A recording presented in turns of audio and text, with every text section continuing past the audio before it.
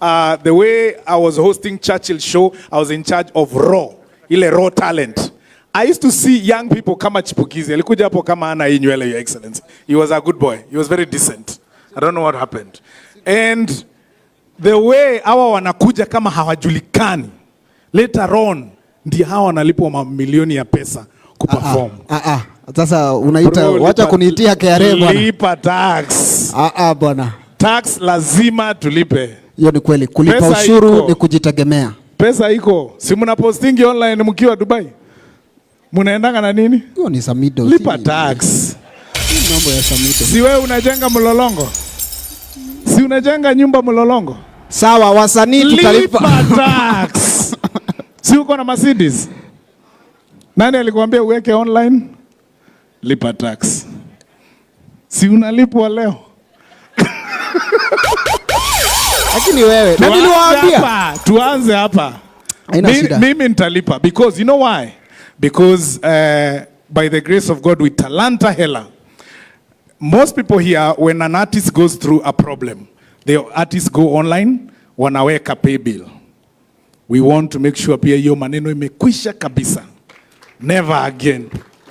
Through monetization of talent, you'll never see artists coming to beg at you, niko na shida, tusaidie hapa na pale. The first stop itakuanga kwa ofisi ya Babu na Mwamba, ndio tujue kwa nini ya monetize. Then after that, obviously the program is there and they're going to monetize talent. So thank you, Excellency, for the amazing support. Chipukizi. Thank you, MC Jesse, na nitalipa tax. Kulipa ushuru ni kujitegemea. Mimi niko tayari. We want to introduce the CEO, Trace, Mr. Dan Mushira, who is going to explain to us about the space of Trace.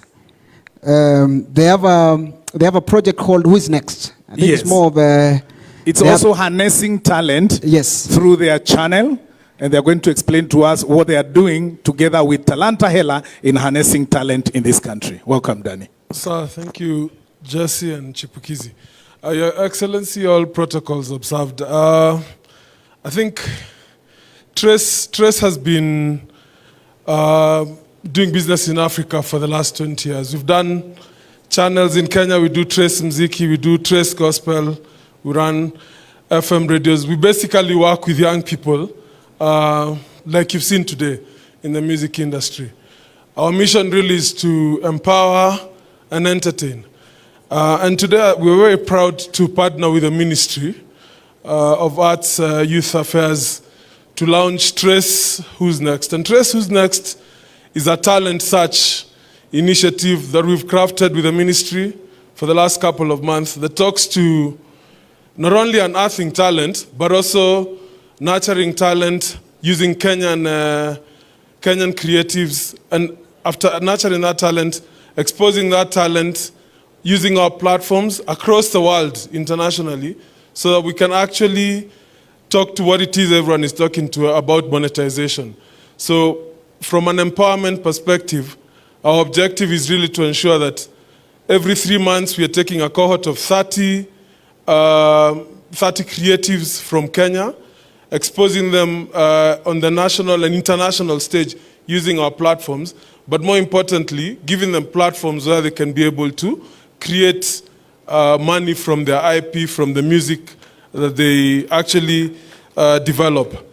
So we are extremely excited on this particular project. I think there's an African proverb that talks to if you want to go fast, you go alone, but if you want to go far, you go together. And I think this is an illustration of what government and private sector can do when we come together and partner to solve problems that talk to social impact across our economy. So we laud the initiative on Talanta Hela through the leadership of CS Ababu. We're extremely committed and behind it, and we call upon other corporates today here that let's join hands, let's solve this problem around youth unemployment. It's a huge problem. We've seen the numbers. I think youth unemployment today in Kenya is 14%, lags behind total employment at 4-point-something%. And I think it's a growing problem. And the creative sector, as you've seen, offers a solution to be able to solve this particular problem. So we laud the initiative. We are way behind it, and we look forward to supporting and working with you guys on this particular initiative. Thank you very much. Thank you so much. Another round of applause for Danny. Thank you so much, Danny. And on the same manner, Chipukizi, we want to say thank you to all of you that have been listening to us here, because we are almost coming to the end of this part of the entertainment and showcasing what Talanta Hela is all about. And Chipukizi, did you know that the projection of Talanta Hela is looking at reducing the employment of young people and increasing it, because you're looking at over 5,000 young people that are going to be monetizing their giftings in this country. So employment to the young people will be coming through this initiative of Talanta Hela. Sitaongea mengi because our CS Ababu Namwamba will be having the speech as he comments on what they are working together with Trace initiative hiyo ameongelea ya Dani and the rest of the art industry that we are talking about. And on top of that, because we have this chance, hatuna ingine tunatoka tukienda. Yes. Your Excellency, this house called the creative industry, would like it to be one house, one big house. And like when you're talking of CMOs, Kina MCSK are here, Ezekiel Mutua, I saw him here, the CEO is there. We because tumeona whereby artists wanalialia wametumiwa shilingi 15, shilingi 200 kutoka kwa MCSK. Your Excellency, with your support, would like that whole industry to be digitized. At a click of a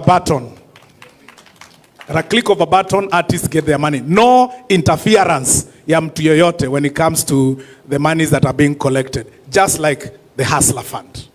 So thank you so much, MCSK. And on the same, Talanta Hela, through the support of the CS, na kwa party ya UDA, together with Secretary General, we have also asked for assistance through SG. We are looking for a UDA anthem. So we'll be touring the whole country to these young people, when you are talented, working together with Talanta Hela to harness those talents, and we are going to have one big anthem, ya UDA. So thank you, SG Malala, because of giving us that chance. Chipukizi, we are done. Mimi nafikiri yangu ni kushukuru sana. Tupigeni makofi kwa sababu yetu imeisha, ndio tukiitisha mshahara tuonekane tumefanya kazi. Tupigeni makofi tafadhali, ladies and gentlemen. Thank you so much for listening to us. We want to take the program to the next part of the program. The next guy coming on stage is also a creative and is a director state function. Tupigeni Pastor Mike Gitonga makofi tafadhali anapokuja. And Chipukizi, for those people who don't know Mike Gitonga, Your Excellency, this guy was one of the people that actually were in charge of looking for comedians to be working on radio. That time he used to work for Family FM, and I'm one of those comedians. Alikuwa anajaribu kutafuta wa work kwa radio. By that time I was an amateur, sikutoboa. And so Mike Gitonga, thank you so much for supporting the talents in this country. We are here. Take over. Tunakuongelea hivyo ndio utuite hiyo ingine. Why don't we put our hands together for our creatives here? Asante sana. Tuwapigie makofi tafadhali. MC Jesse and none other than Chipukizi. Your Excellency, sir, we now want to go to the part where we have the speeches, so that at the end of the speeches, tunaomba Your Excellency utu-release. Kwa hivyo, tutaomba utu-release. But at this point, allow me to now welcome the Cabinet Secretary for Youth Affairs, Sports and Arts, Honorable Ababu Namwamba, to come and take over the program and then run us from there. So why don't we put our hands together as we welcome him to just come and give us some remarks. Then after that, you'll welcome the COG Chair, Her Excellency Honorable Anne Waiguru. Welcome. Karibu.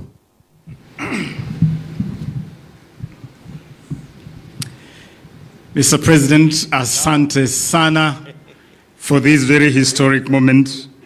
And I must say that we have had two back-to-back incredible events right here. Last Friday, we had an incredible event here with our school and college children for the drama and film concert, which you hosted. And today, Your Excellency, we are experiencing something that has never happened before, bringing the creatives to the grounds of State House. Let us give His Excellency a round of applause. I tell you, it really pays to have the right Kenyan as a resident of State House. It makes a difference. Your Excellency, allow me, before I make a few remarks, to just say that In the audience here, we have a very impressive constellation of great Kenyans from across the sporting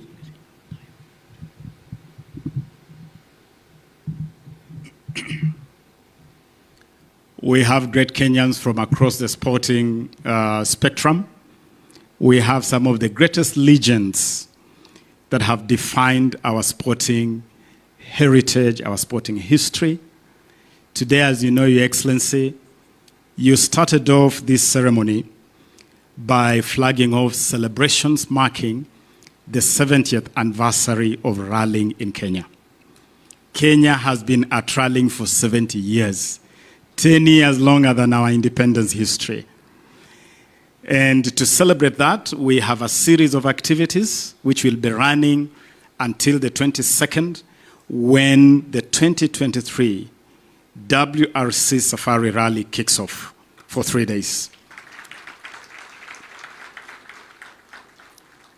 We thank you for flagging off the series of activities in that regard. Tomorrow, actually, as part of that series, we will be hosting a special dinner for the legends of rallying, the people who have made that history of 70 years. And some of them, Your Excellency, are here with you. Allow me to acknowledge them. We have Mr. Patrick Njiru in the house. Patrick, please rise. We want to acknowledge you. Where is Patrick? Where is Patrick? Patrick was with us. Patrick is the one who flagged you off, Your Excellency, earlier today. He may have stepped out. We also have Mr. Carl Tundo. Carl is another legend of rallying. And in the spirit of tapping our legends to help us manage the revival of sports in this country, Mr. Carl Tundo is actually the chairman of the local organizing committee of the Safari Rally 2023, bringing his long experience to. Carl, we acknowledge you. We also have in the house Mr. Phineas Kimathi, another rallying legend in his own right. And Your Excellency, Mr. Kimathi also serves as the CEO of the Safari Rally project, again bringing that long history and experience to the game of rallying. And I want to acknowledge the whole WRC Safari Rally family that has come for the activation of our 70th anniversary celebration, starting with the Secretariat tunawatambua, the officers from the Secretariat, going to our youngsters who will be flying our flag. Our youngsters, tafadhali simameni. Your Excellency, we are investing in young people, and these youngsters will be flying the Kenyan flag behind the wheel. And for the first time ever, as part of celebrations to mark the 70th anniversary, government is sponsoring all-girl cruise. All-girl cruise. And I want to ask our all-girl cruise to rise, led by Pauline Shegu, so that we can acknowledge you. Our all-girl cruise. Those are all-girl cruise, and they are being supported by government through the Ministry of Youth Affairs, the Arts and Sports, Asanteni Sana. And so I want to acknowledge the journey we have traveled. And Your Excellency, for this year, we have 20 countries represented in the WRC segment of the rally. Finland, Estonia, France, Great Britain, Belgium, Spain, Japan, Ireland, Greece, Sweden, Poland, Luxembourg, Czech Republic, Germany, Italy, Canada, Paraguay, Kenya, of course, Uganda, and Tanzania. This is going to be a very impressive gathering of the best rally drivers from across the world. And to all of them, we are telling you, Karibu Kenya, the land of Hakuna Matata. This is that land. Your Excellency, Talanta Hela. And many Kenyans may be wondering, what exactly is Talanta Hela? What is this all about? Talanta Hela, Your Excellency, is a consolidation, a convergence of all the thinking that your administration has had right from the plan, the manifesto that brought your administration in power. When you go to that manifesto, you talk about the sports apparel's value chain, it is in the plan. When you talk about monetization of content, it is in the plan. When you talk about promoting Kenya as a destination of choice for filmmakers, it is in the plan. And so the long and short of it, Your Excellency, is that Talanta Hela has consolidated the thinking that your administration has had even before you came to power on how to deploy sports and the creatives as a key driver of our economic revival and our economic development. That's what we have done. And now, riding on the bottom-up economic transformation agenda, we have consolidated all that into a policy frame, which we are calling Talanta Hela.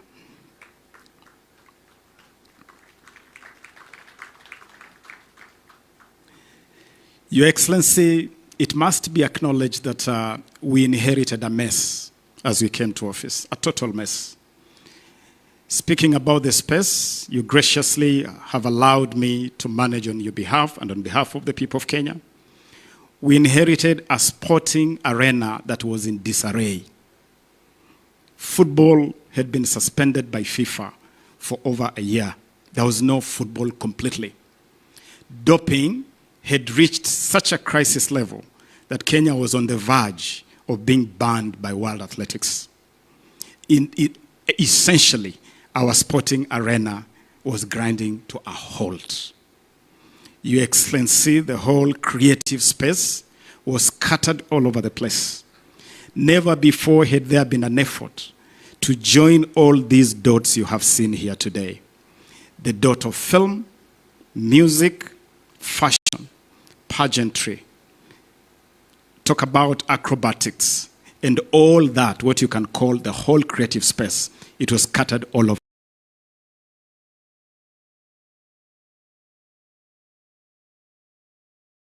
the place. Your Excellency, that is the mess we inherited. And the first agenda you instructed me as your cabinet secretary in this space was to steady the ship. We steadied the ship. We engaged the FIFA, as you know, Your Excellency, in rec. And in the last 6 months, Your Excellency, we have taken time to consolidate all the thinking from the plan, from better, and we are now able to present to you an implementable, coherent program called Talanta Hela. As we do this, Your Excellency, I want to assure you that we are walking this journey with everybody that matters. We are anchoring this program on partnerships. And I want to acknowledge those who have defined our sporting legacy over the years. We have representatives in this audience, Your Excellency, from all sporting federations. All the federations that manage sport, they are in this audience today. We have some Kenyans who really lifted this country to the heights of sporting excellence. With us today, for instance, we have Mr. Austin Oduor. Austin Oduor, Your Excellency, was the captain of the Gor Mahia team that to date remains the only Kenyan, not actually Kenyan, the only team in Eastern Central Africa to lift a continental trophy, the 1987 Africa Cup Winners' Cup, Mandela Cup. Austin, are you with us? If you could just write. Oh, Austin. Austin is right at the back. Let us acknowledge Austin Oduor. Austin was the captain of that great Kogalo team, that great Gor Mahia team that conquered Africa. He's accompanied here by Tobias Ochola and several other members of that great Kogalo team. They are in the audience here, Your Excellency. A couple of years before that great feat by Gor Mahia, FC Leopards had made an incredible run to the semi-finals of the Africa, the equivalent of the Africa Champions League at that time. That team was captained by Agre Lukoe, who is also in audience here today. Agre, wherever you are, please rise so that we can acknowledge you. Agre Lukoe. I don't know, you scattered a lot of our players all over the place. Agre, that is Agre Lukoe. Agre, we acknowledge you. Your Excellency, these two great captains, the captain of FC Leopards and the captain of Gor Mahia, flew here this morning from Kakamega, where they are naturally domiciled, and we brought them here because we want to send a clear message that as we travel the journey of reviving our sports, we want to hark back to our glory days defined by such great people. And to join the dots to the present, we have the entire current Harambee Stars football team is in the house here with us, led by Captain Mike Olunga. Mike, together with your team, please rise so that we can acknowledge you. Harambee Stars.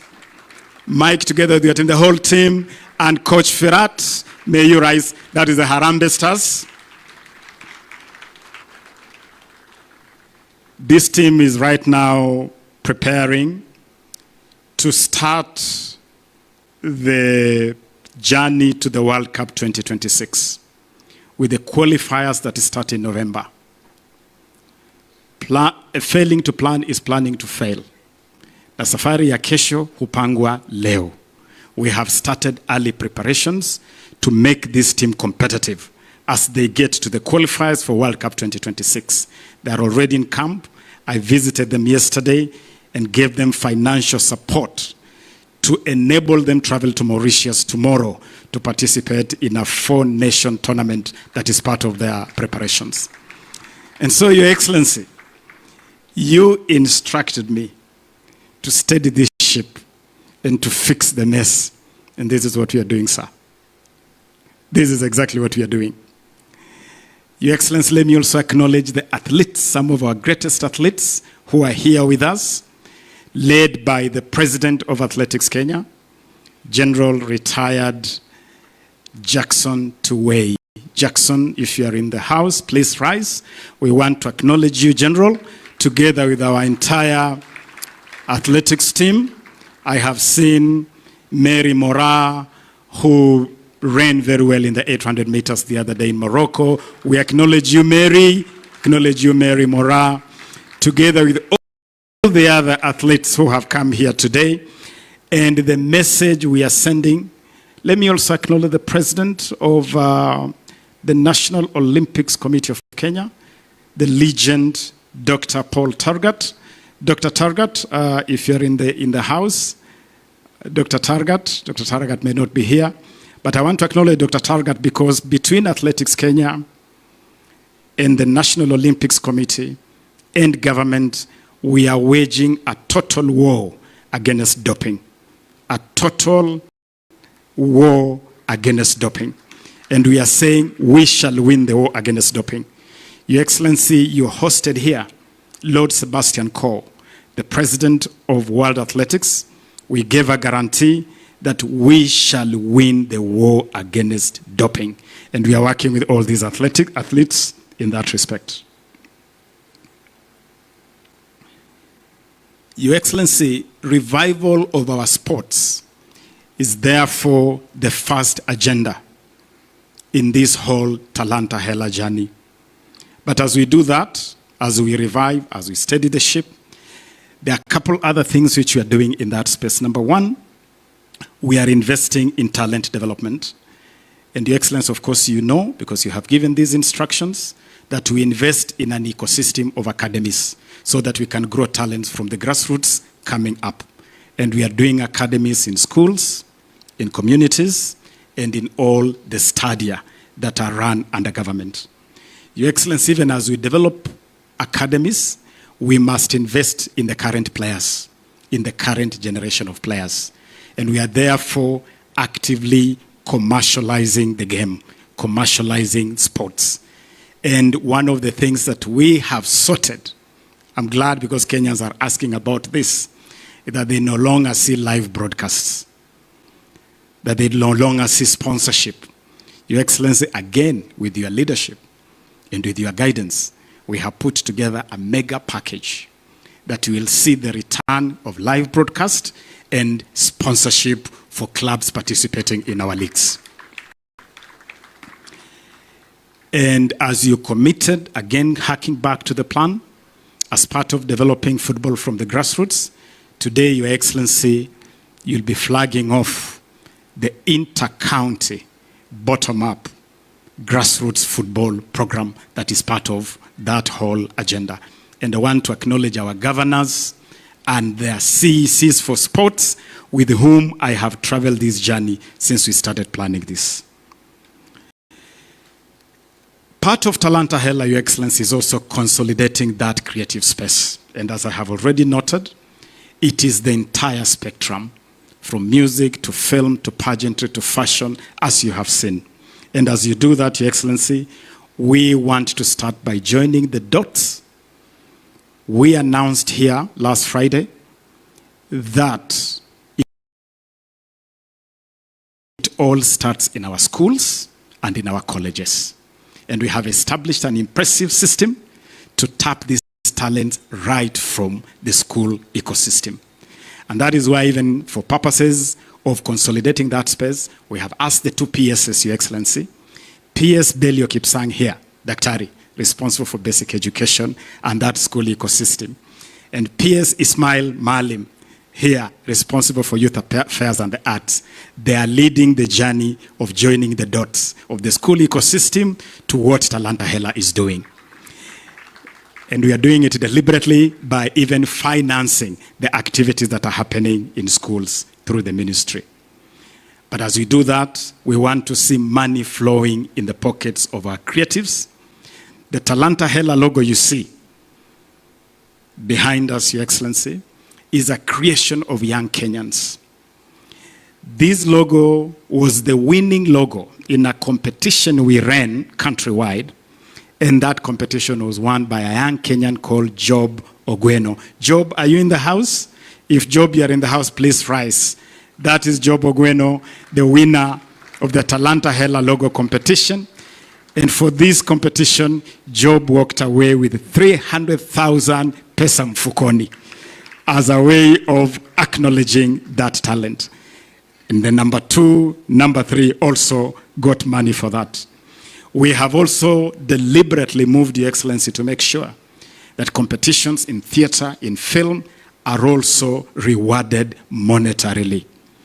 And 2 months ago, for the first time, we rewarded winners of the Kenya Theatre Awards with 100,000 shillings per winner of the 37 categories. Again, to send that message clearly. As we do all this, Your Excellency, there are 2 things which we must fix. Number 1 is protection of intellectual property. We must make sure that the productions of our young people are IP protected. And one of the things that Talanta Hela is putting forth is a team of lawyers that will provide free legal services to our creatives as part of Talanta Hela. Riding with that, Your Excellency, is that we must sort out the issue of royalties, the payment of royalties to our creatives. Music alone is a mega industry that could generate up to 4 to 5 billion Kenya shillings a year. But that money is not reaching artists. And yesterday, Your Excellency, we pulled off a major coup by bringing together all the players in that space of collecting royalties. And so, Bwana Ezekiel Mutua and your team, simameni, kwa sababu nataka, where is the rest of your team? All the CMOs, Prisk, Camp, CSK, and your chairman. Your Excellency, we agreed yesterday that instead of having a scattered system where everybody's doing little things in their own small corners, we are consolidating the collection of royalties. And they signed an MOU, witnessed by myself, and we have agreed that by the end of this year, they'll be inviting you to hand out checks of millions of shillings to our artists. Ezekiel Mulikubali and my boss is here. We'll be waiting to see that happen. And Your Excellency, to help them deliver that, just like we did with the Hustler Fund, we want to take collection of royalties digital. And we have already written to WIPO to make available the WIPO system as the basis of digital collection and distribution of royalties. And as you do that, guys, we are chasing the international best practice, 80% to artists, 20% administrative costs. Your Excellency, we are also sorting out the question of levies. Yesterday, I released a gazette notice to raise the level of levies which had been wiped out through an error of a gazette notice in 2019, which had made it very difficult to raise collections of royalties. And that gazette notice will come out next week. And we are telling broadcasters, public service vehicles, entertainment and hospitality spots where music is played, the same way you enjoy your drink and your food, and you pay for the food, and you pay for the music, and you pay for the drink and the food, and you forget that it's the music accompanying the drink and the food. We want you to pay for the drink, pay for the food, and pay for the music. And we have put together a foolproof system. We'll deploy Communications Authority, we'll deploy NTSA, and you governors, I'm coming to you with the respect to ask you to help us tie collection of royalties to business licensing, so that as hotels and pubs come for business licensing, collect royalties for us. And we'll show you how to distribute them through the CMOs. Finally, Your Excellency, we have accepted your instructions to convert the Permanent Presidential Music Commission to a Presidential Creatives Commission, so that we can have a broad platform right from the seat of State House, from the presidency, helping us to consolidate this space. Let me conclude, Your Excellency, by acknowledging our partnerships. As we drive this big agenda, we are working in partnerships with a lot of people who are helping us to make sure that the dots are joined. Thank you, Tres. Thank you for the MOU we have signed together. I want to thank the Grammys with whom we are concluding an agreement to make sure that the whole Grammy space is also reflected right here in Kenya. I want also to acknowledge Meta, the power behind Facebook and Instagram, and Google and YouTube, with whom we are working to consolidate monetization, especially for content creators. I thank you for that partnership. I also want to thank the government of Cuba and South Africa, with whom we have signed MOUs and agreements to cooperate in sports and the creative industries. For Cuba, for instance, we have agreed that some of our disciplines like boxing will receive specialized training in Cuba ahead of the next Olympics. For South Africa, we have entered an audio-visual co-production agreement so that our artists can collaborate in audio-visual production between Kenya and South Africa. We have initiated conversation with Antigua and Barbuda and China, whose ambassadors are here, in cooperating in the same space. And in this regard, let me acknowledge the ambassador of China. Your Excellency, we acknowledge you, Ambassador Ping Jian. Thank you very much for joining us. Ambassador Ping Jian of the People's Republic of China, and Ambassador of Antigua and Barbuda. Balozi, where is the Balozi of Antigua and Barbuda? He may not be in the house, but we are also progressing our partnership. And the representative of the Embassy of France. France, please rise so that we can acknowledge you. The French Republic, with whom we are also at an advanced stage of collaboration. Let me end by saying that as we drive this whole process, we are taking advantage of the digital space. Among the key ignitions that the President will flag off today is a digital platform we are calling Talanta Hela Digital Platform. It's a digital platform that is going to take all this action online.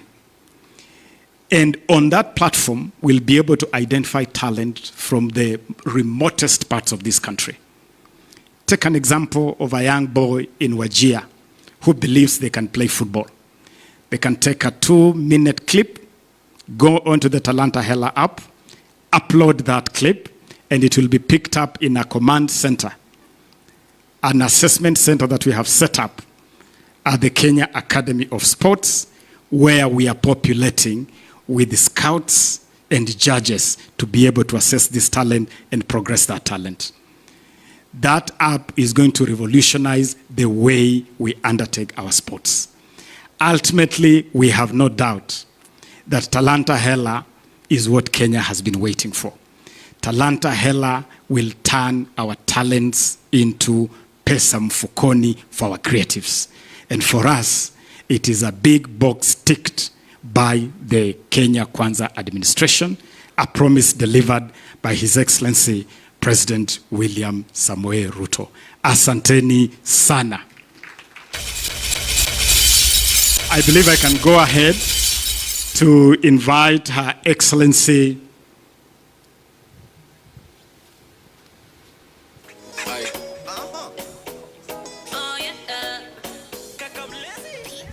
Your Excellency, allow me now with respect to acknowledge the partnership we have built with the counties. And I want to acknowledge the leaders of the counties that have joined us here today. On the journey of putting Talanta Hela together, the COG granted me audience at their headquarters to make a presentation to them. I made another presentation before yourself in Naivasha. The COG also allowed me to create a platform with their CECs, their ministers responsible for sports and the arts. And I meet them periodically. And together we have walked this journey. And now let me invite Her Excellency, the Governor for Kirinyaga County and the Chair of the Council of Governors. Let us give it up to Governor Ann.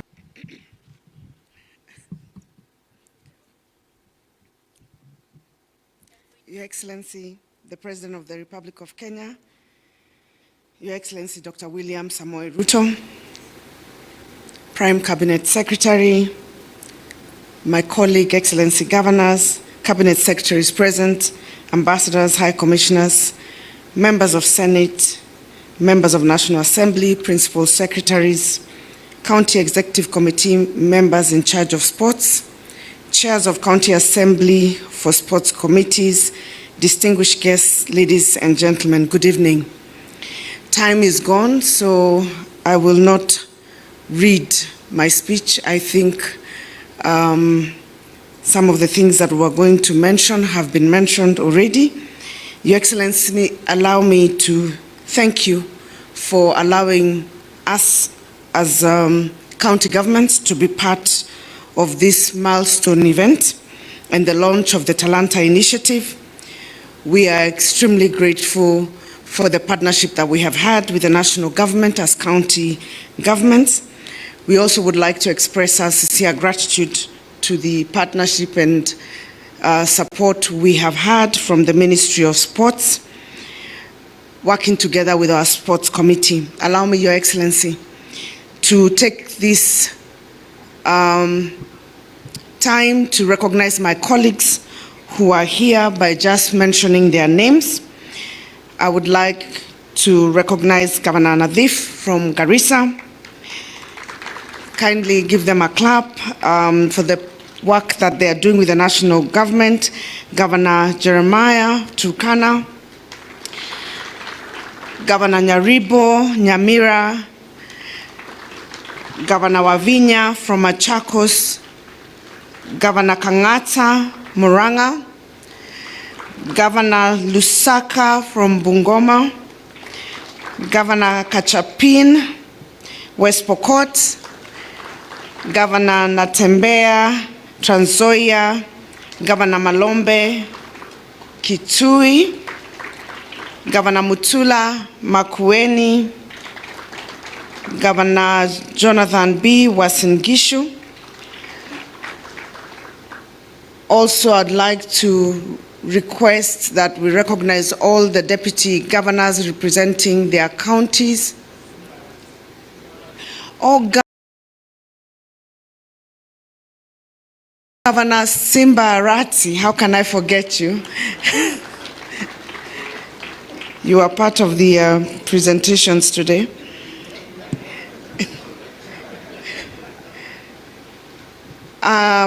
Allow me to request all deputy governors who are here to please stand up. As you can see, Your Excellency, county governments are well represented. Thank you. We are working together with national government and the ministry in partnership. We look forward to rolling out the bottom-up football tournament amongst all the other sports searching or scouting talent initiatives. And Your Excellency, the only thing that I would like to mention is that we look forward to partnering, and especially in the support of the activities that we have agreed between the county governments and the national government that will start at the bottom for the partnership in terms of support. We have discussed this at another time, and we hope that we will be able to advance the conversation of using the part of the sports fund to support these initiatives at the county level.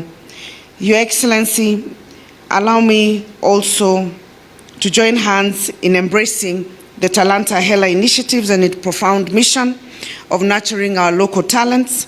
We promise to work together as a united front to create an environment where athletes and artists can flourish, where dreams can be realized, and where Kenya can shine brightly in the global stage.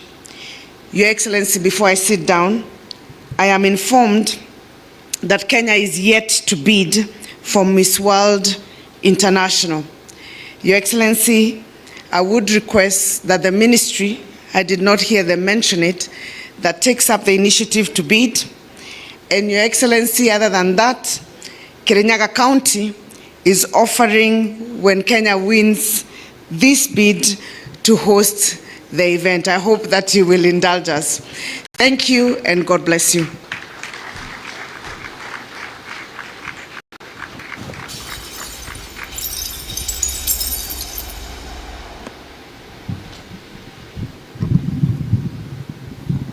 Asante, Governor, and we definitely will be working together with you. Let me now, Your Excellency, with your permission, invite the Prime Cabinet Secretary, Honorable Musalia Mudavadi, to address us. Karibu sana, Mheshimiwa.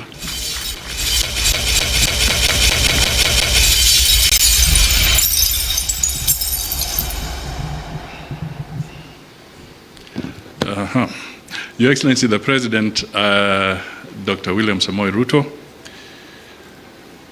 all the distinguished men and women gathered here tonight. I'll also take a cue from Anne Waiguru and be very brief so that you can have ample time to talk to us. Your Excellency, when I look at the word monetizing, then I remember something you always tell us at Cabinet.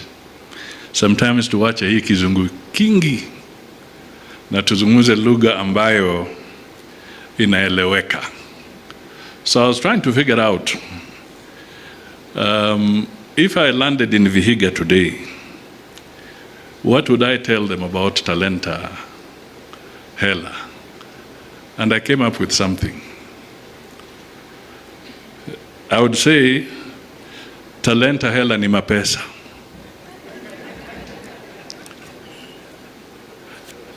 And if I landed in Bungoma, I would say, Talanta Hela ni gimiando. And if I landed in Kirinyaga, I would say, Talanta Hela ni besha. Now, can you imagine if we broke it down to all our languages so that people can really appreciate what we are saying by this word monetizing? So tonight, we've had a good display, not all of it, but of our talent. From the north to the south, from the east to the west. This is the new frontier for job creation. This is the new frontier for Mapesa. This is the new frontier for us as a nation to make a bigger footprint in the global arena. There is also something else, Waziri. You may be having it in the pipeline, but the esports is another window that is beckoning to our young people. There's a lot of talent. There's also an opportunity there. And because Kenya is also coming up strongly as a technology-driven nation, the issue of esports must be given the attention that it deserves. I think I've said enough, because Talanta ni Mapesa. I don't know if I was to speak Kikalenjin, what it would be. I'm sure now that I'm requesting the president to come forward, maybe he might tell us what Talanta ni Mapesa in Kikalenjin would sound like. Ladies and gentlemen, can we all be upstanding for His Excellency the President?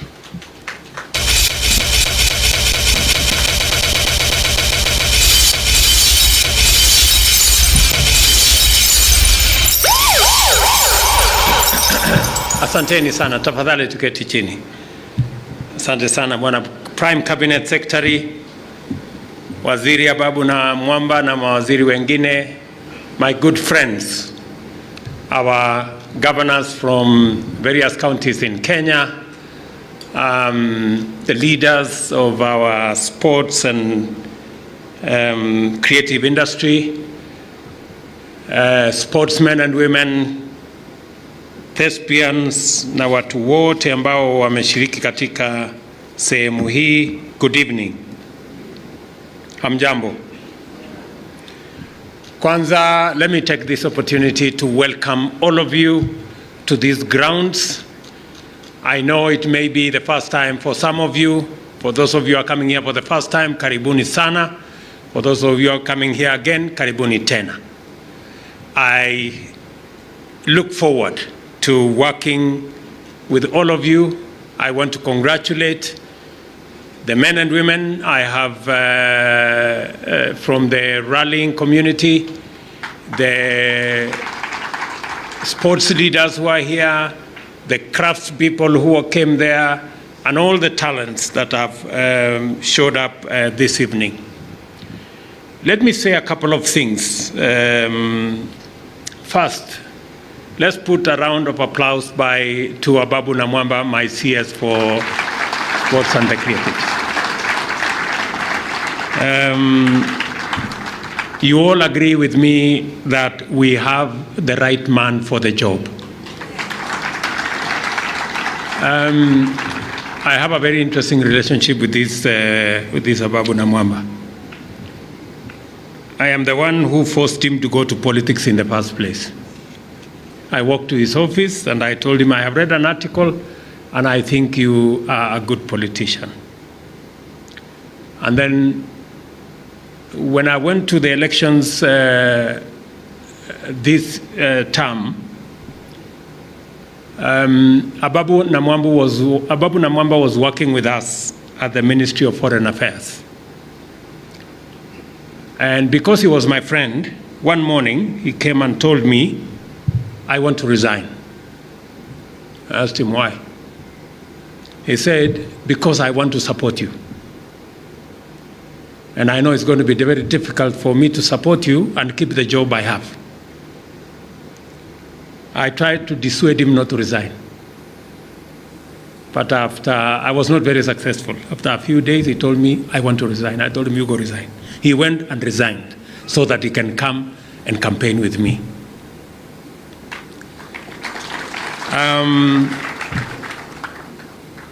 When it was time to appoint cabinet, Ababu Namwamba wanted me to appoint him to another ministry. I will not tell you which one. But I told him, no, I know my team better. And you agree with me that I made the right choice. Ababu Namwamba, you have my support in doing what you're doing in this space. You and me have had a conversation around this space on many occasions, and I have told you where we want to go. And I'm happy you're moving in that direction. And I take this very early opportunity to share with you the outstanding significance of this event and why this moment is a very special milestone in our determined journey towards a radical socio-economic transformation of our country. Our determination to ensure that no one is left behind and everyone gets a dividend of the transformation that inspired us to work together and implement the interventions that we are from the bottom going up so that we can touch every possible life and livelihood. Today is formally designated as the official unveiling of the platinum anniversary of the Safari Rally, Kenya's iconic contribution to the world's Rally Championship Series, and the occasion for the activation of the Sports and Creative Economy Master Plan. These two important occasions are very dear to our plan. A third critical function which we are undertaking today is the formal launch of the ongoing effort to implement the government's commitment to the critical sectors of sports and creative economy. We believe that we were elected on the basis of a compelling platform of our bottom-up economic transformation agenda, which consists of promises, pledges, and commitments made across sectors, all of them, of our economy, with a view to increasing incomes as the foundation of national prosperity. We are therefore particularly mindful of our obligation to make sure that we make all possible efforts to redeem our pledges, keep our promises, and implement our commitments. Over 70 thrilling years, the Safari Rally has contributed a singular spectacle to global motorsport. Conducted over rugged terrain set against dramatic sequence of picturesque landscape, the rally takes drivers through extremely challenging courses, abounding with variety of flora and fauna in our country. As a result, the Safari Rally is among the favorites in the WRC 13 series, watched by millions of devoted spectators globally and adored by generations. It has also introduced dozens of talented Kenyans and Kenyan drivers to the world, including a number of well-known names who have just joined us today. Tundo is sitting here, Kimandi is sitting here, our good man Njiru was around. These are our Kenyan icons. The 2023 edition of the Safari Rally will, of course, continue the magnificent tradition that has turned into a distinguished fixture in the global calendar. From the number of entries so far, it is clear that this iconic event is undergoing phenomenal revival. 34 crews from 20 countries will wage fierce battle for glory in the main event, while 19 Kenyan drivers will be behind the wheel, including 3 impressive youngsters. Jeremy Wahome, where are you? That young man there. Makre Kimathi, where are you? Right there. And Hamza Anwar. Those characters there, they will be part of this show.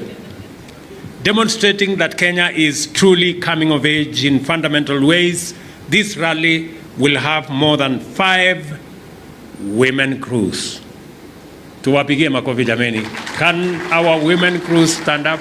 Simameni. Tuwapigie makofi hawa rembo. Including 3 ladies teams that qualified for full government sponsorship. Look out therefore for Pauline Shehu and her co-driver Lynette Ayuko, Natasha Tundo with Chantal Young, I think they were here, and of course Jennifer Malik with Wangui Mungai. They are there. Wapige makofi jameni, those beautiful girls. I wish the young ladies the very best as they set out to break records, barriers, and claim their space in their chosen sport. The government has taken measures to exploit the invaluable branding value of this global event by investing Kenya resources to support it and profile rally appropriately, thus positioning Kenya as an icon sporting nation, rallying powerhouse, and tourism destination. During the rally, the Hustler Bazaar also offers opportunities for hustlers to earn from serving the crowds, while the Sherehe Corner will provide creatives with an opportunity to entertain and engage them.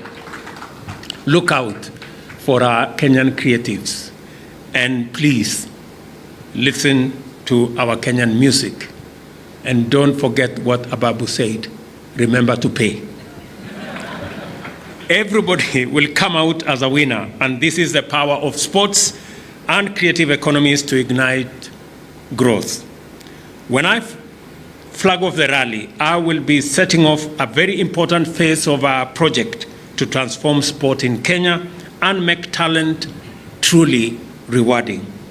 Sport and the creative economy contribute the most easily recognizable components of our national brand, especially athletics, as well as other sporting disciplines, in addition to distinctive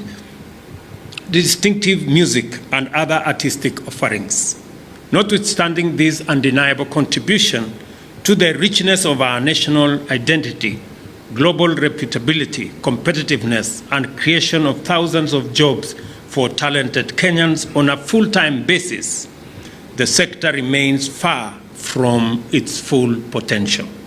As a result, their contribution to the national GDP is low, and so are the incomes of many professionals in comparative and absolute terms. We all agree that our creatives are not what creatives are elsewhere. Our sportsmen do not earn as much as their counterparts elsewhere. To address this underperformance, we committed to leverage our international athletics and sporting brand to develop a local sporting apparel manufacturing cluster, including all sports, into the National Sports Talent Academy and devolve it to county sports talent academies. That is one area we're going to work with, and I am happy that we have counties here. We want to partner with all our counties. We want to work with you because there is no part of Kenya that is not a part of a county. We also pledge to promote county leagues and inter-county sports championships that culminate into a national sporting extravaganza that will help restore Kenyan football to good international standing. You heard what Ababu said. When we came into office, we had a long battle, useless, let me say, unnecessary battle with fever. And we decided that it wasn't going to last a month longer. I picked the call, I called fever, and I told Ababu to do what he must. Congratulations, Waziri, you did a sterling job. We are back on the spot. Same thing, I had to call Sebastian Coe to come here because our athletics was at the verge of being banned in the international arena. On the creative economy, our commitments include leveraging our digital prowess to enhance the creative economy's position as a significant sector and increase its contribution to fashion and value addition to leather and craft export. We also pledge to protect intellectual property rights as the foundation of effective monetization and mainstream the development of arts and culture infrastructure. Our commitment also extends to incorporating the creative economy into the Brand Kenya and commercial diplomacy initiatives, establish a vibrant film ecosystem, and facilitate the monetization of music to promote entrepreneurship. Since taking office, we have been involved in developing appropriate mechanisms of enriching and delivering our pledges. Today, I am happy to share with the country a glimpse of what we have been up to and a taste of the brilliant things to come out of our sporting and creative ecosystem.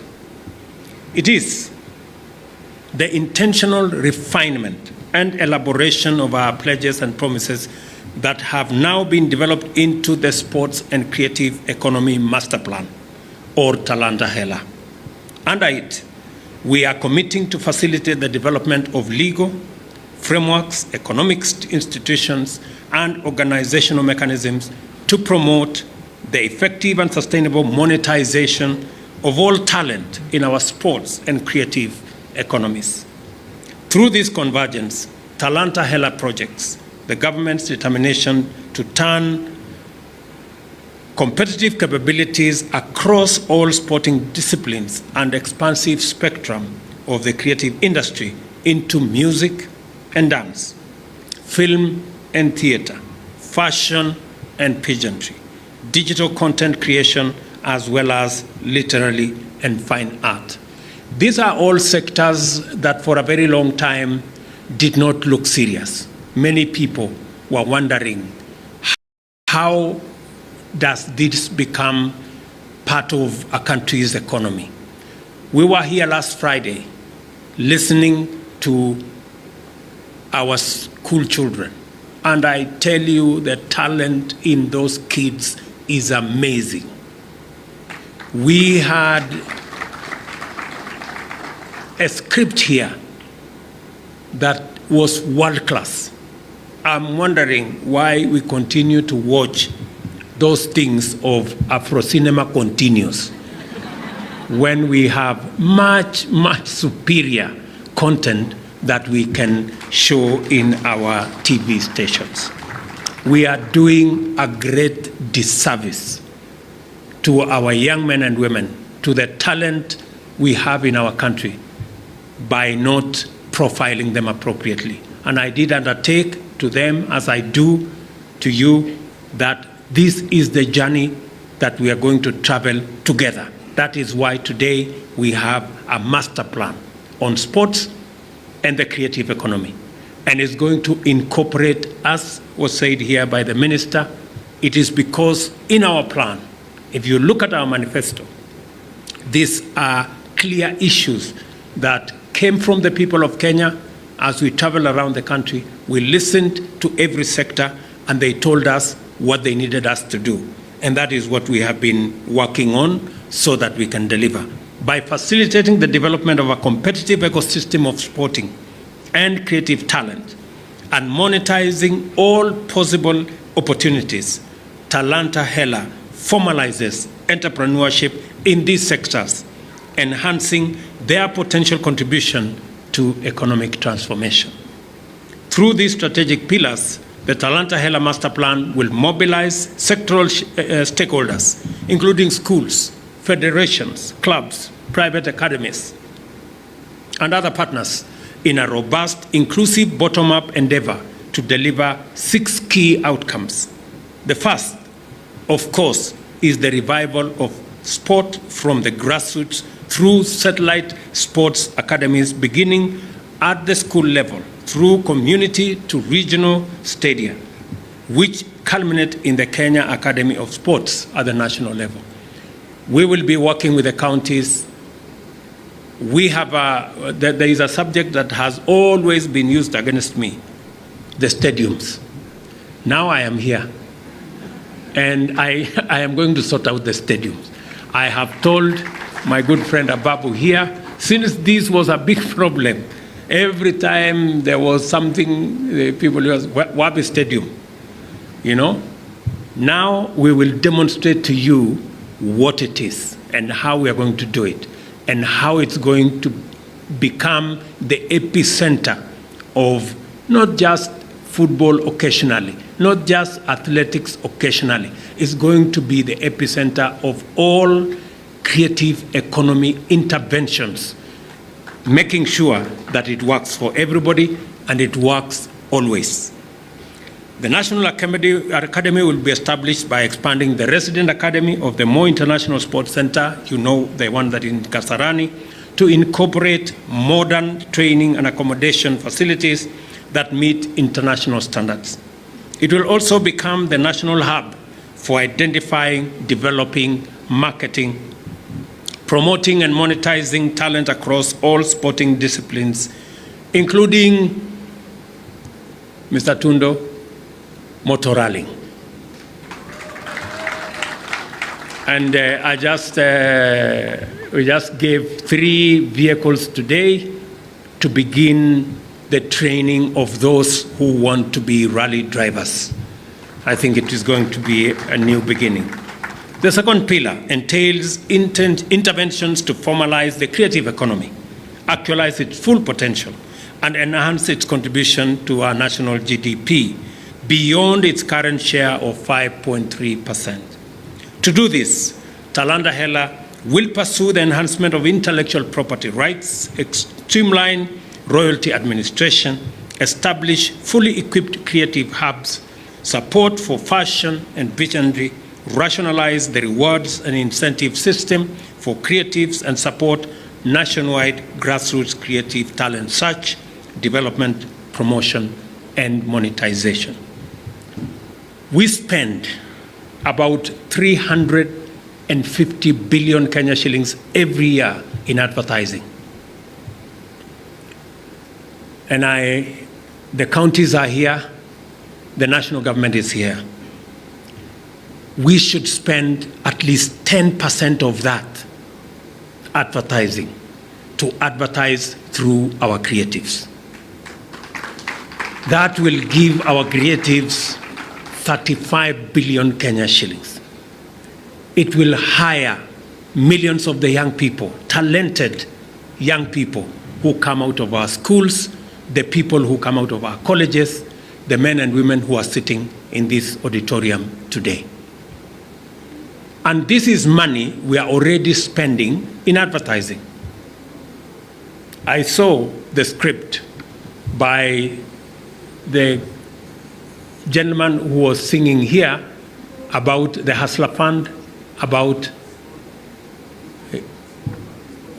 small band. Where is that gentleman? Small band. Yeah, that gentleman deserves part of that money that we are using in advertising. There is absolutely no better advertising than the song I had here today.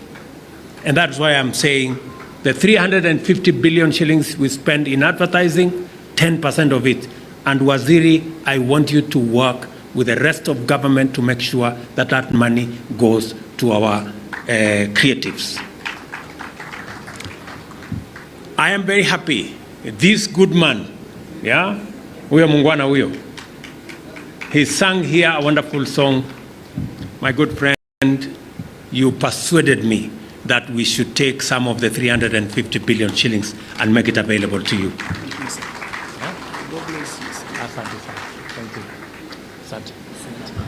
So that young man, asante sana.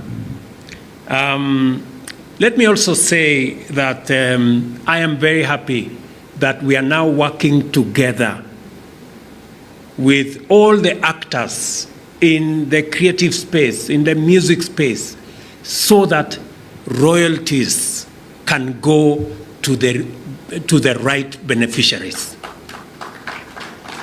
For a very long time, our artists, they got the short end of the stick, always. Everybody else made money except them. We must do it this time round. I have gotten up with the people who do betting, just using technology. Using technology, we can make sure that our artists get their fair share of what is due to them and that they are not exploited. So I am happy that Waziri and the industry, you've come together and we are going to see a big difference. And it's Nasio Tafadhali. I think it is something that we ought to do. Another pillar of Talanta Hela involves the Kenya National Innovation Agency, and I listened to them when they were speaking to us here, which has been designated to implement the Presidential Innovation Challenge, an online initiative to encourage our youth to create disruptive innovations and revolutionary ideas in every sector, including technology, agriculture, the blue economy, and forestry, among others. I look forward to seeing many exciting breakthroughs at this year's Kenya Innovation Week, including, hopefully, one that solves the intergenerational entrepreneurial conundrum. How do we make agriculture cool to attract our young people? I am looking forward. Vijana mkae rada, tutakutana huko kwa Innovation Week. Further, Talanta Hela has set out the forging of transformative partnerships as a fourth strategic pillar. We seek to form effective collaborations with strategic partners under public-private partnerships and frameworks. The programs involved include talent search and development, music recording, production and marketing, sports, development and production of the creative economy. Others are development of sports tourism, grassroots football competition in collaboration with counties, live broadcasts, and sponsorship of football. I already instructed the ministries of ICT and the Ministry of Sports to work out how we are going to have live broadcasts. And I have given them, I hope, Mr. Babu, mmefanya hiyo kazi, mmemaliza? Mmemaliza, very good. So I think many people blame me. They said the other day I was a one-man show. It's not a question of being a one-man show. It's because I was given a job by the people of Kenya and I must get it done. And these good people, they work with me because we have to deliver. And excuses is not an option. So I am very happy that shortly, as Ababu committed, we're going to have the whole space that had disappeared around sponsorship and live broadcasts back. And we are going to commit public resources to support that, and we are going to work with the men and women here. I see Paul Russo here. I see the Safaricom people here. I see all the other good people with deep pockets around. So you guys, tutasaidiana hapo mbele. The next pillar of Talanta Hela focuses our strategic attention to the development of a sports apparel and equipment value chain aimed at finally leveraging Kenya's fine international sporting brand to grow a robust national cluster. On this matter, I encourage all of you to embrace a Buy Kenya, Build Kenya culture to promote such outstanding designers and brands as Akinyi Odongo, Wanja Kenya, Ziwa Brand, Enda, Warrior, and Zebra. The fellows, the good people who displayed wonderful brands here, they deserve our support. I can say it's good to put on Nike. It is better to put on Enda. And maybe it is best to put on the Warrior or Zebra or what Wanja has done and what Akinyi has done. It just speaks to us as a nation. If you look at the now famous finance bill, among the things I have put my foot down on is that anything that is produced in Kenya, if you want to import it to Kenya, you pay more taxes. we cannot continue to import the things that we can manufacture in Kenya. We have to be deliberate about creating jobs. We have to be deliberate about creating opportunity. And we must act in our interest all the time. It must be Kenyan interest first, and every other interest baadaye. Finally, we take Talanta Hela online through the Talanta Hela app, which will be a one-stop shop for creatives and sports people, connecting talented individuals to opportunities and resources, including access to training programs, sponsorship, mentorship, and collaborative possibilities.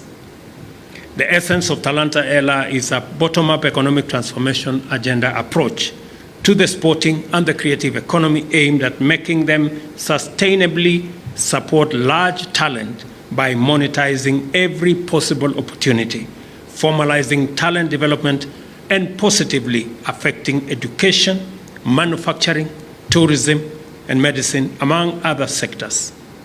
Talanta Hela is also an inclusive bottom-up program which promotes collaboration and partnership with diverse private sector actors, county governments, and international organizations. The end point of Talanta Hela is Pesa Mfukoni. I think that is what Musalia was telling me to speak to, and I hope I have. Competitive incomes that can sustain livelihoods and reward talent, dedication, discipline, and focus. As part of that program, I know Google and Facebook are present here. I did undertake last week that we are going to finally sign off on monetization on their platforms. God willing, I have given them an appointment for, I think, 13th, Wednesday, next week.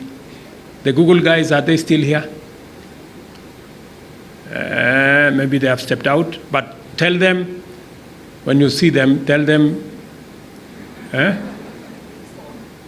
it's on, and I will be waiting for them on the 13th because I made a commitment.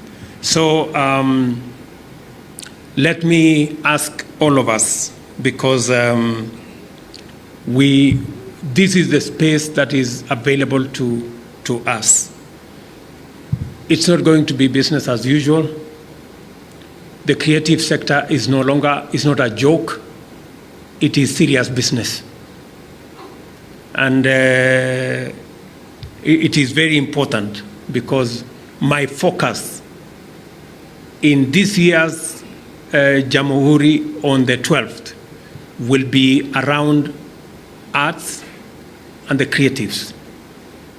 I have a date with the people in this sector that by December this year, you now have 6 months to work with me, work with the ministry, so that we eliminate all barriers and make the creatives big business as it is elsewhere. I am making that commitment knowing very well that we need to make also serious investment in that sector.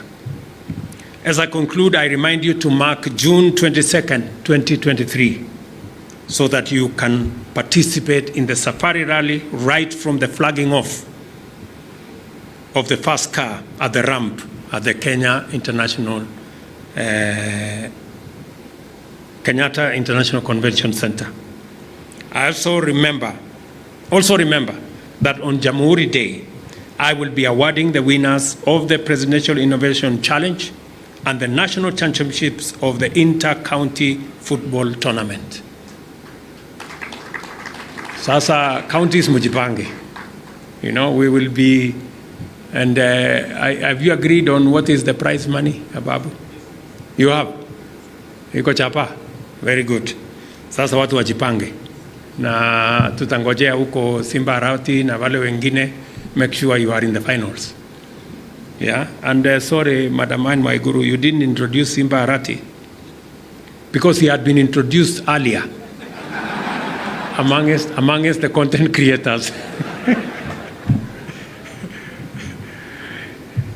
From now, When we activate the Talanta Hela Sports and Creative Economy Master Plan, expect intense engagement across the country as talent finally mobilizes to blossom as an enabler of livelihoods and lifestyles on an unprecedented scale. And now, ladies and gentlemen, let me officially unveil the commemoration of the 70th anniversary of the Safari Rally, and at the same time, officially launch the Sports and Creative Economy Master Plan. Tuwapigie makofi jameni. So, asanteni sana. I want to congratulate my friends from the counties. We need to raise the profile of the inter-county. Kenya cannot continue to be somewhere in football. We have to be in the right place. And we are going to do everything that we can. So, counties mujipange. The reason why we are doing this from the counties is because we believe that there is enormous talent in every part of Kenya. And we want to give a chance to that enormous talent to be built from the bottom so that we can see it finally at the national level, and hopefully it can inform the teams that are going to play in our national leagues and also the teams that will go into the international arena for football and for all the other sectors around the creative economy. So asanteni sana, nawatakia heri. I wish you well and see you soon. Asante sana, God bless. Excuse me, Your Excellency. Behind you, my name is Mukami Wambora. I would like to request you to just stay for a little bit, because as we are launching the app, I want you to have an opportunity to have a photo op with some of the talents that we've seen here today. So I'm going to just call them up one by one, beginning with the sports stars. We have Kevin Wekesa. He is in the National Sevens rugby team. He was one of the models during the sports apparel. He was wearing Wanja Kenya, thank you very much. Then, of course, a Wimbledon winner, Angela Okutoi, the first Kenyan to ever win a Wimbledon, and she will be taking part at the Billie Jean Cup this coming week. Karibu sana, Angela. And we laughed, we enjoyed. We have Awinje, she can come up. Jackie Vike, she can come up and also. And then Miss Kenya, I hope you're still in the crowd. We would love to have you up here. If you're still around, thank you very much. Karibu sana. And of course, the juggler, Rael Commander. Rael Commander, you can come up.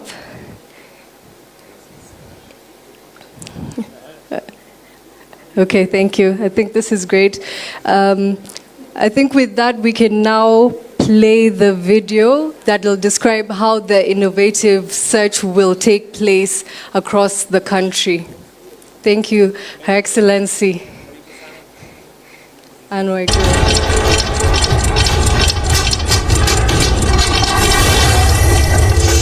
What is Talanta Hela Digital Platform? Talanta Hela Digital Platform is a platform which leverages on the application of technology to simplify the process of talent scouting, development, nurturing and monetization from grassroots level. Okay, thank you. No, we can just take a quick photo over here. Your Excellency, Ms. Waiguru, I'm here also in the middle with the... Yeah. Okay. Okay. Your Excellency, we would like to play the video one more time for you all here on stage to have an opportunity to actually enjoy and see exactly how the new Talanta Hela monetizing talents will work. What is Talanta Hela Digital Platform? Talanta Hela Digital Platform is a platform which leverages on the application of technology to simplify the process of talent scouting, development, nurturing and monetization from grassroots level across the country. The Talanta Hela app will be available in Play Store and App Store. To get started, enter your phone number.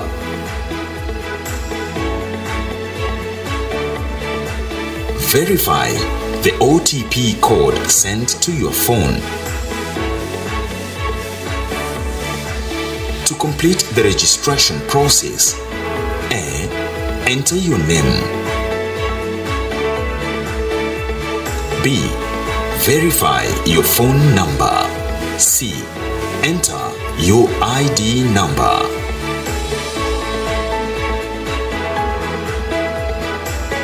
To create the player or artist profile, A. Enter talent name. B. Choose gender. C. Enter date of birth. D. Choose talent category, sports or creatives. E. Select specific sport. Choose the profile you want to upload the video to. Select some skills that describe your strength in the video.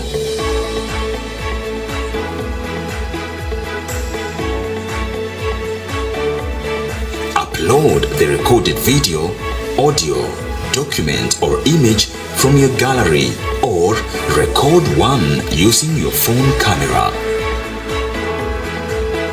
Submit the video by clicking the upload button.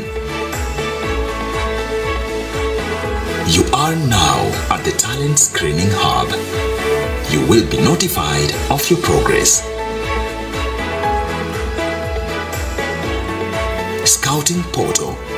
On the first stage review, your profile will be assigned to the respective scout with the attachment of videos, audios, images, or written materials.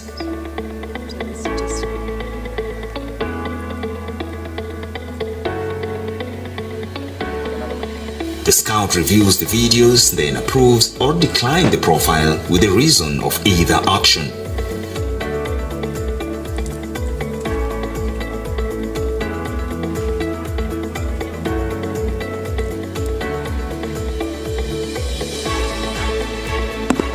The approved profile is then assigned to the pool of scouts for the second stage review, who then scores the profile. The system will sort the best profiles and invite them for physical trials at the selection centers.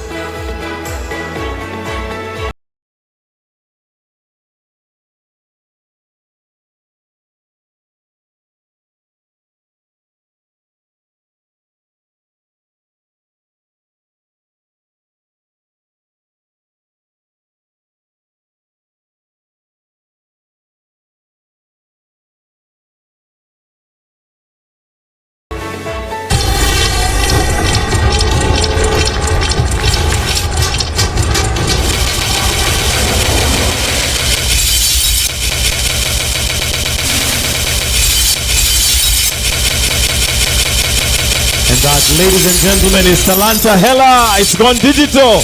Wapi makofi, shangwe na vigelegele. Asante sana. Your Excellency, from tonight, Talanta Hela is now online.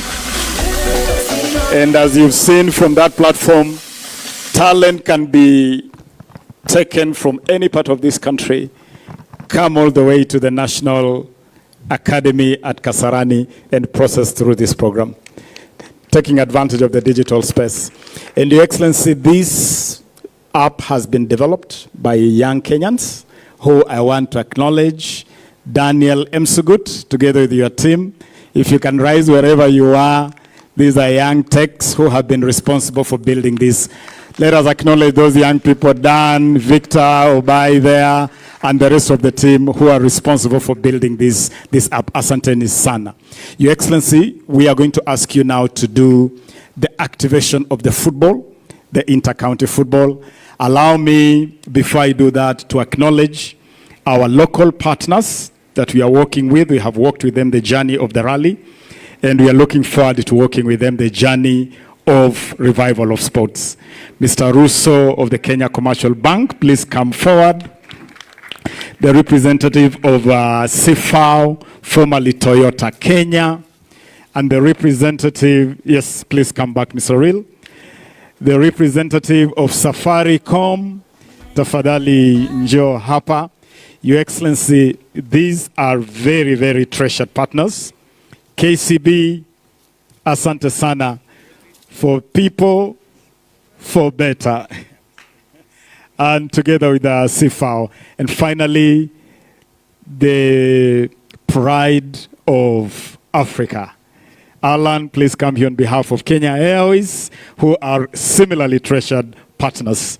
Your Excellency, I'll allow you to take a photo with these very special partners. You can stay, Governor. You are part of this partnership. And Your Excellency, I'm asking these great partners that we now extend this partnership to the sports revival agenda in the similar way that we have done. And let me thank you, CFAO, for the cars that have been donated, which are going to start the new rallying school at the Kenya Academy of Sports. Asanteni sana. Allow me, Your Excellency, now to invite Governor Waiguru. You will remain here. We'll invite Governor Kachapin. Governor Kachapin, who is the chair of the committee responsible for sports at the Council of Governors. Your Excellency, he'll join you for purposes of the draw, which I'll now ask you to proceed with. Okay, thank you very much, CS. I will also call to the stage the President of the Football Kenya Federation, Mr. Nick Mwendwa, and his team. They will be, and the Harambee Stars, led by their captain, Michael Olunga, they will be taking us through the draw. As you can just give him a hand, he's already coming out with the trophy. So the Under-19 Bottoms-Up tournament will have its inaugural season. The inaugural season of the Under-19 Bottoms-Up tournament is taking part this year. August is when it'll begin, and the final will take place on the 12th of December, Jamhuri Day, when Kenya is celebrating its 60th anniversary. So we have Nick Mwendwa, who's going to just pick it up from there, and we can continue with the draw. Thank you, Mukami. I'll move quickly. Harambee Stars, I see you're still stuck there because of security. Please move as we move this. And then in the backstage, move with flag and the rest of stuff, please. Let's move. Harambee Stars, Michael Olunga, Captain Mike. Then, Captain is here? Okay, Captain, together with your team who are participating in the draw. May I ask Austin Odur and Agre Lukoe. Austin Odur and Agre Lukoe, please join us. Join us here for this. Yeah.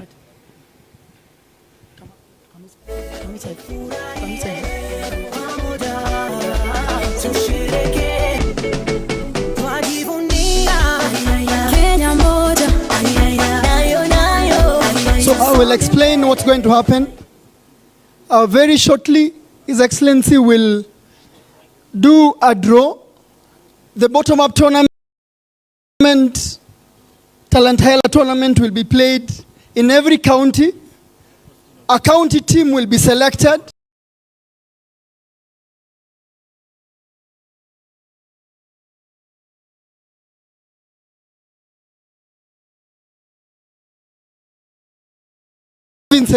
You will A team and a B team. A quick draw, not for the entire tournament, but to pick who will play Western A and Coast B, for example.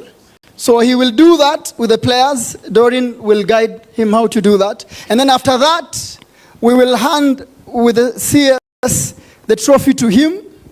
And then he will hand this trophy to the captain of Harambee Stars with instructions to go to the grassroots and complete the job, so that they can all be like him, those who can make it. So that's how we're going to flow. Nick, let me just explain for one moment how this draw is being done. The tournament is being played at 2 levels. The first level is regional. All the counties have been confined in their regions, the 8 regions. So the former Western, Nyanza, Central, Rift Valley will constitute a region. In that region, you'll play a league format. So everybody will play everybody home and away. The top 2 teams in every region will qualify for the national championship. So we expect to have 16 teams for the national championship. Number 1, number 2. The draw you are doing, Your Excellency, involves the number allocated for each region. So there is, for instance, Rift Valley 1, that's the county that will be top in Rift Valley. And Rift Valley 2, the county that will finish number 2. So we have seeded, there is a pool for the winners and the pool for those who will finish second. So it will be like Rift Valley 1 going to play Coast 2. That's the draw you're doing, Your Excellency. All right, Okay. so Doreen is the head of competitions for football. I'll let her guide the president. Please, Doreen, move forward. Show the president what he needs to do. He will pick, and then you will explain to him. After that, he will put them by rules here, and then we will lock them up. And then after that, whenever he picks up, it will be shown on the video, and it will be written down, because in football terms, it cannot change. From there, if it changes, tunaingia kwa shida. So, Doreen. Thank you, sir. Your Excellency, this is a honor for me to take you through the draw. So I will invite our captain, Michael. Please just move a bit in front. And David. So we have pot A is in gold, and then pot B is in green. So we will pick, Mr. President, you will pick from pot A. Just pick randomly one. Yes. Just shuffle and pick. Yes, and then open.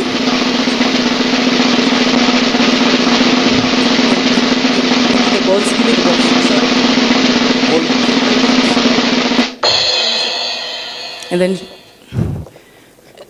ladies and gentlemen, Team A, match number 1, we will have Rift Valley A. No, first match, Rift Valley A. And then from pot B, Your Excellency.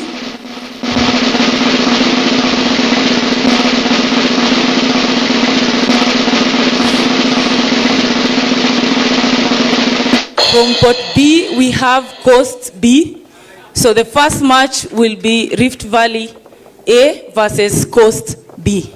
Thank you, Your Excellency. And then once more, from pot A, for the second match, from pot A,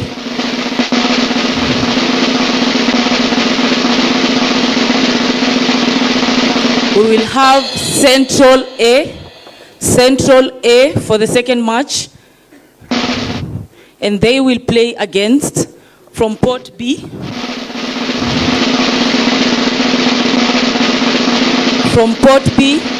turn it. From pot B, we will have Nairobi B. That is the second match, ladies and gentlemen, Nairobi B. For the third match,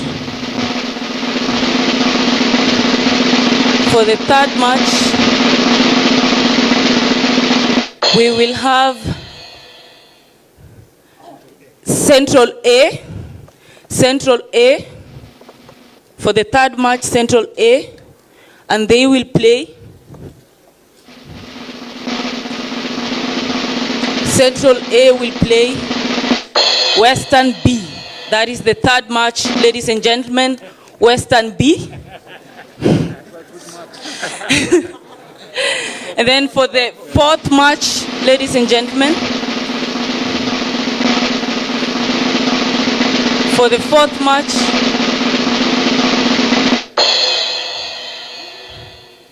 Northeastern A for the fourth match, and they will play Nyanza B. Ladies and gentlemen, there you have it, match number 4, Nyanza B. So I will invite in front Richard Odada.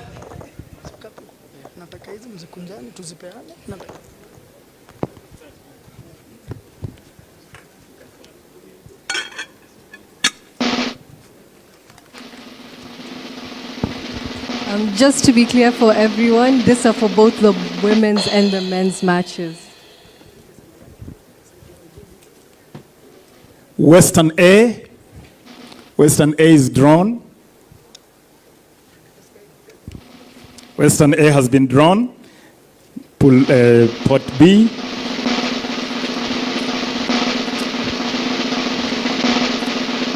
Western A will play Central B. Western A will play Central B in match number 5. Western A versus Central B for match number 5. And as His Excellency does this draw, let me just clarify that goes for boys and girls. So when it's drawn like Western A, it is for both teams, for both boys and girls. The draw is being done for both. Match number 6, Coast A. Coast A will go head to head with who? Match number 6, number 7.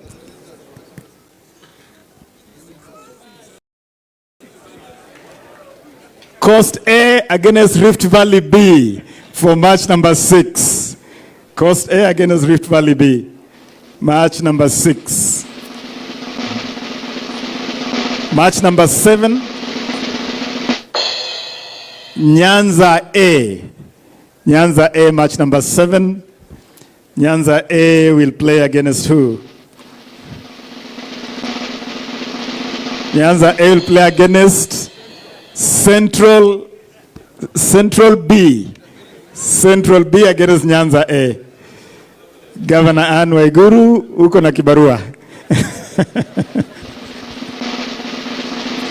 That is the last match will be between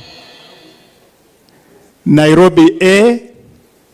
Nairobi A will go head to head against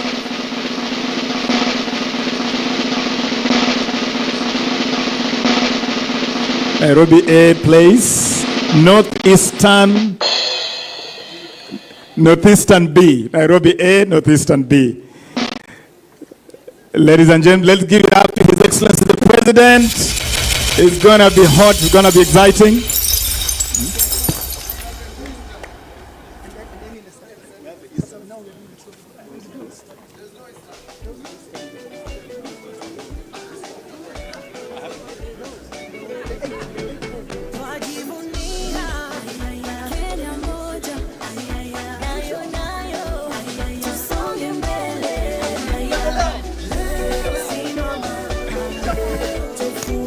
No, the FKF will sort it out. FKF will. Okay. Yes. We'll sort it out. Maybe there was an issue when they were planning it. We'll sort it out. Yes. Yes, if there's a mistake, we have to repeat all of it. We'll bring it back to him if there's a mistake. FKF will do it. That is the law. FKF will do it. Okay. Now present the trophy to His Excellency the President. That is a trophy that is going to be contested. The Talanta Hela 2023 Inter-County Championship.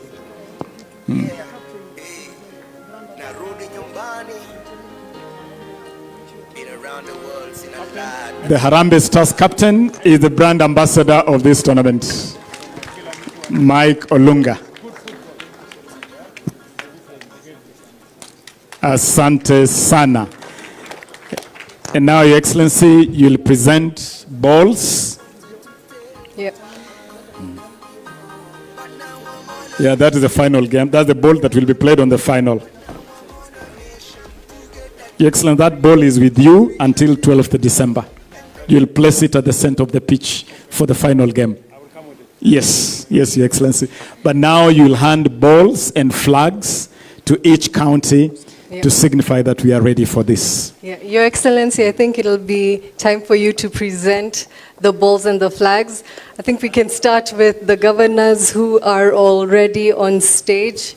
So we'll start with Her Excellency Anne Waiguru from Kirinyaga County. We'll have the flag for Kirinyaga County coming up, and then the President, you can just hand that over to her in just a few minutes. The tournament is expected to last from August till December, and as the CS explained, there'll be two stages. The regional stage is first, where all the teams within those regions, within those counties will be fighting for it.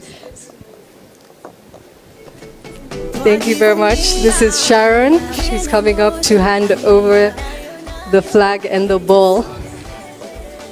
And then now we'll also have His Excellency Simon Kachapin. He is the governor for West Pokot. His flag is Makofi for Governor Kirinyaga County. And then immediately after that, we will Let us do it faster. We'll Can we run that faster? The Bungoma governor, His Excellency Ken Lusaka. Can we have all the models just come in so that we can move it a lot faster? So this is for West Pokot, His Excellency Let us move Simon faster. Kachapin. We can have Ken Lusaka Bungoma, if you can bring that out. And immediately after that, we will have Wasin Gishu. Can we have all the models in so that we move it faster, please? Let's Bring them in just faster. Just come on, it's okay. You can come on stage. All of you Bring come on all stage. the flags, and if I can just name the governors who are around, if you can Please just bring come them on all stage, in. Bring and them then all we in. can just- Which county? This is Just bring Bungoma all the County. flags, it's okay. Bungoma County. Okay, so I'll call the Na governors who are mpira ifike present. Kakamega. Ifike Bungoma hiyo mpira. So all the flags are coming out for the governors who are present.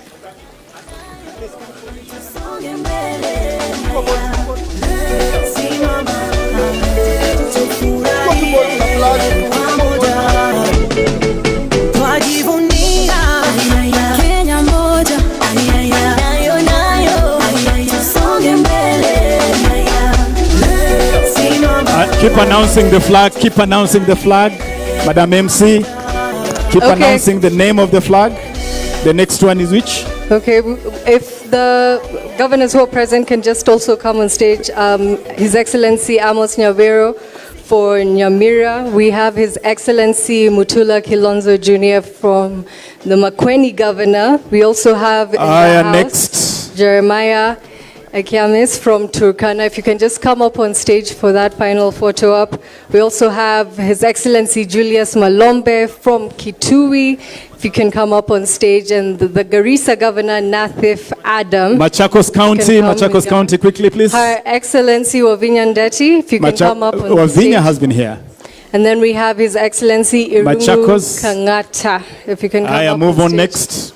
And then we have Muranga County. Kitui step forward. Kitui County step forward. Are there any more? Governor Kitui County, Governor Malombe.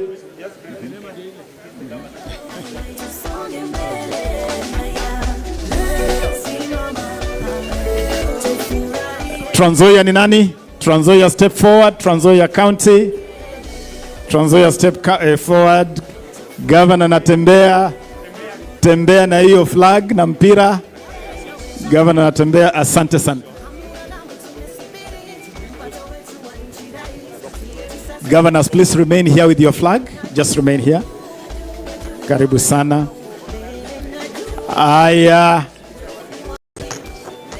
Let's finish the flags first, please. Let's finish the flag. Makueni County. Let us be a bit orderly. If you could just step behind His Excellency the President so that we can finish the flag presentation. Those are our sports ministers of the counties.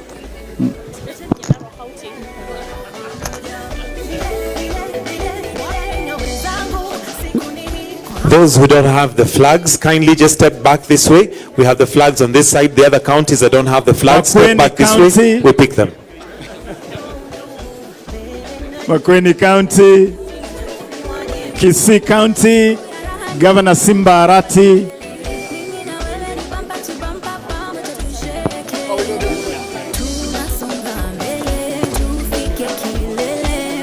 Next, Kwale County, step forward. The Kwale flag, please step forward with Kwale. Marakwet, Elgeyo Marakwet, please step forward, Elgeyo Marakwet. Elgeyo Marakwet, this. Step to the side. Step to the side. Nyamira County, Governor Nyaribo. Nyamira County. Give us a ball for Nyamira.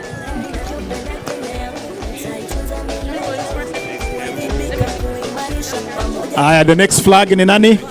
Kwale County, step forward.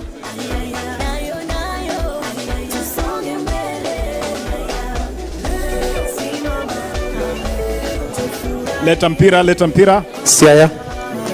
Nyeri is here. Embu County.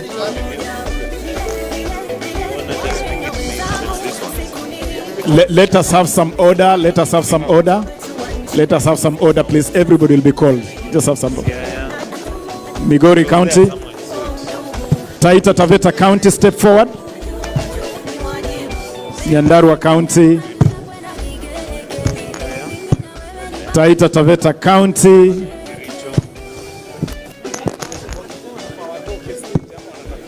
Taita Taveta County, please step aside so that we can have the next. Homa Bay County. Homa Bay County.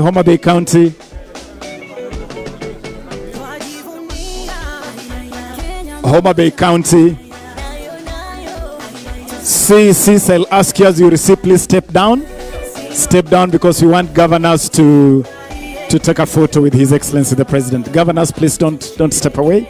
CECs, quickly. Isiolo County, that is done. Next. Baringo County, quickly. Okay, CECs, can we step down, please? CECs.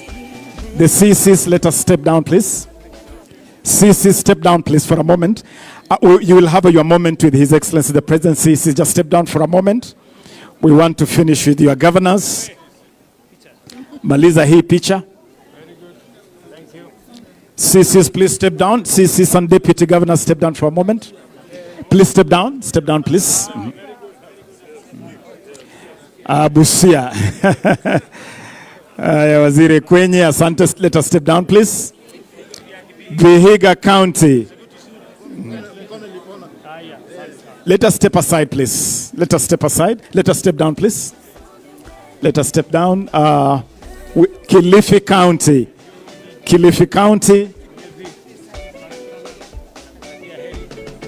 Laikipia County.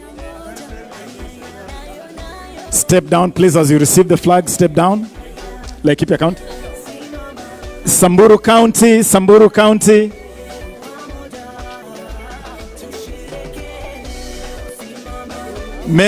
Nakuru County.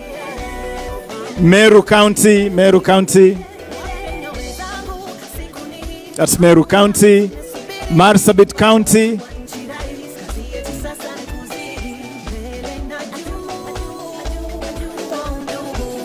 Nandi County, step forward, Nandi County.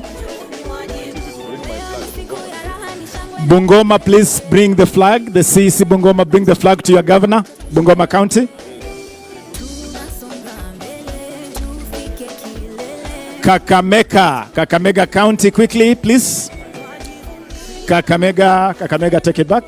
Quickly. Kajiado County.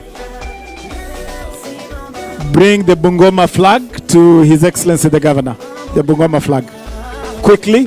Kiambu County, step forward. Kiambu County. Step down, please. No. Now I'll ask the CECs to step down for a moment, the CECs, and allow the governors to have a photo op with His Excellency the President.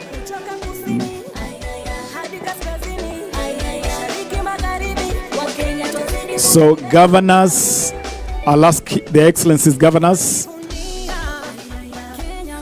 Please, can we just have governors? Just governors. We want just governors alone with His Excellency the President. Governors first, yes. Governors only. I'll call the deputies later. Just governors. Just the governors together with your flag, please. Governors, yes, governors. Gavana peke yao, uwe umeshikilia bendera yako,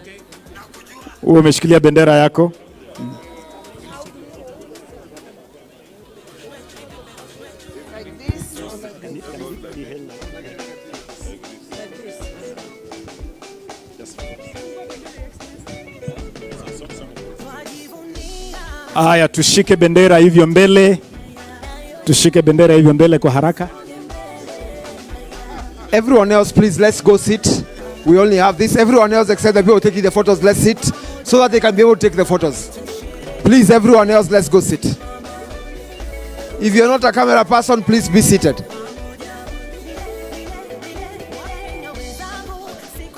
Aya, tuchukue picha sasa.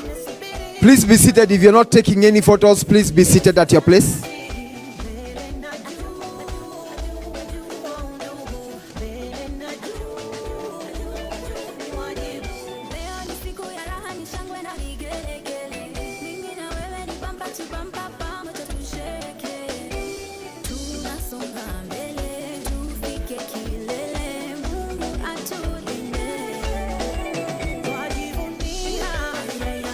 Deputy governors.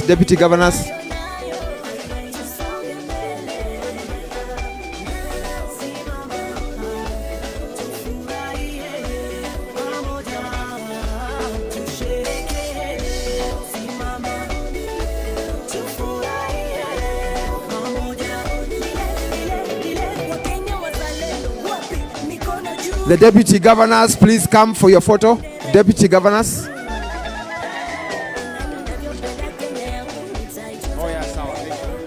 Kindly, deputy governors, let's make this quick, tafadhali. We can have the governors exit the stage so that the deputy governors can have their photo opportunity so that we can wind up. Tafadhali. Deputy governors, I think we have the deputy governors present there. Hapo sawa. Wonderful, wonderful. Thank you very much. Thank you so much. CECs, they are only these ones. So na wale ambao harakisha, in less than a minute, ladies and gentlemen.